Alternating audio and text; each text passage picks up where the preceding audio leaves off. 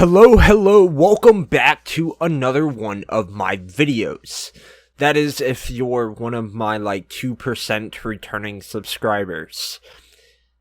Yeah. Today I am going over every single setting that you need to know to perfect your gameplay in Warzone. Now, if you watched my previous video for the multiplayer settings, not too much is changing here, so just know it's gonna be pretty much the same, with just a few minor differences. But anyways, without further ado, let's go ahead and jump straight into this video. Now, I changed all of my settings to default so that we can walk over all of this together, and there's quite a bit to go over. It's going to change depending on how you play and the type of player that you are. First, I wouldn't mess with your button layout or your stick layout unless you've used something different in the past, like tactical, or some people use the bumper jumper. But if you're used to default, just please stick to default. There's really no reason to change, especially for Warzone. Now, for sensitivity, I usually keep mine at 4.4. If you feel like you're turning too slow, feel free to bump this up, but 4.4 has been great for me so that I can hit every single one of my shots. Now, your ADS sensitivity, I also don't mess with this personally.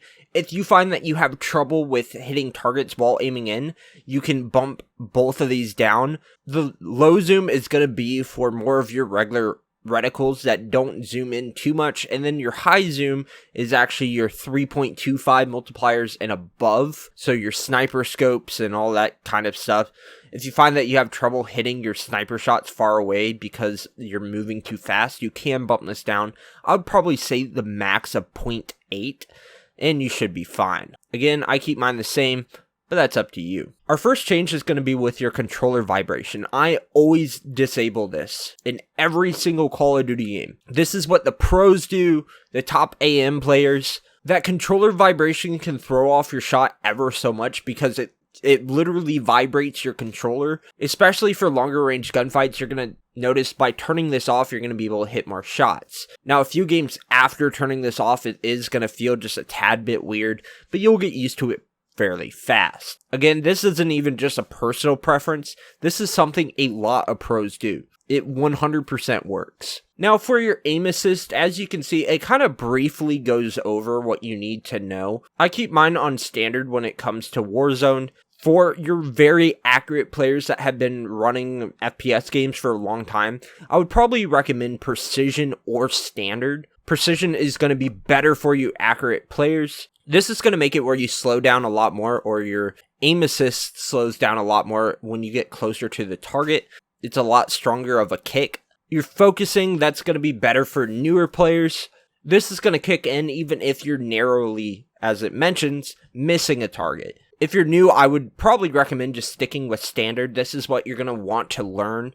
And then from there, I would move on to precision at your own pace.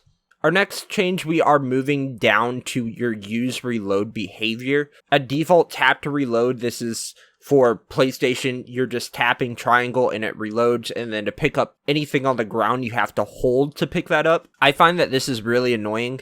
Tap to use is the exact opposite. Hold to reload, tap to use. What I use is the contextual tap. This makes it tap to use for everything. Now, this actually messed me up quite a bit getting used to, because if you try and hold, it actually doesn't do anything. So you literally have to just tap. That includes opening doors, picking up stuff, and reloading to make any of that work. If you're trying to hold triangle or trying to open up the buy stations, it's not going to work. So make sure to keep that in mind. Contextual tap is definitely going to be your fastest way to pick stuff up and reload. Now, everything else I would keep the same. There is the automatic sprint feature. I don't really use automatic sprint, so that's going to be up to you. If you do, you can put automatic sprint on, and you're just double pressing your sprint button to make it auto sprint. Like if you're doing something on your computer or you're running long distances, you can do this. But I find more often than not, especially in Warzone, you're going to end up getting shot while automatically sprinting, and it's not fun. Next, we're moving on to general. Now, we do have a bit more changes here. First, we're going to be going over to film grain. I don't even know why this is in the game. As you can see by the pictures, it kind of pixelates the game. And to make it as clear as possible, you're just going to turn this all the way down to 0. There's no reason to pixelate your game at all. Like, I don't see any reason. Why is there visual noise? Why? Next, heading down, we're going to go to World Motion Blur. Again, turn this off, turn Weapon Motion Blur off. This is for when you're moving around, moving your weapon, any of that. It actually creates a blur on your screen. Again, this is the same thing as film grain. Why do we want blur? Why do you want to blur it? The clearer the picture, the easier you're going to see targets. I do not know a single reason why you would want to have this blur on. There's a visual difference turning all this off, especially if you go for sniping clips or any of that stuff. You'll find a difference when editing. It just makes the game look that much better. That goes for the world blur and the weapon blur. Next, heading down to the HUD, the minimap shape, I would turn this to square. This is actually something that they just added to Modern Warfare. Changing this to a square minimap gives about a 20% more visual area on your minimap, making it easier to see objects where they're shooting, where people are shooting. Just overall, a bigger minimap is better. I don't really mess with minimap rotation. I just keep it enabled. It seems to work perfect for me. Everything else here you don't really need to mess with. Next, we're heading over to audio. What I do is put on the boost high. With boost high, you're going to be able to hear footsteps and gunfire a lot easier. Believe me, this is really nice.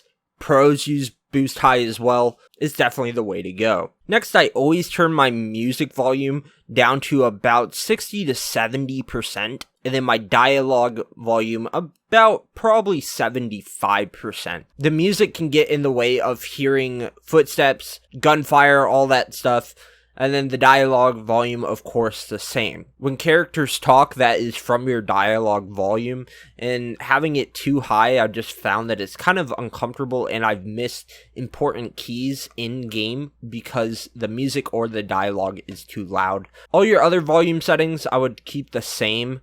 If people are talking too loud, you can change your voice chat volume. Or if people say that you're too soft, you can change your microphone volume. Just, all those basic stuffs. Everything else you can keep the same. There's really not that much that you need to change, but those little changes really do make a huge difference in this game, and I would recommend switching over. Anyways, let me know what you guys are running for your settings. Are there any changes that you've done that I didn't cover? Let me know. Anyways, thank you guys for watching. As always, I love you guys. I appreciate you guys, and I will see y'all in the next one.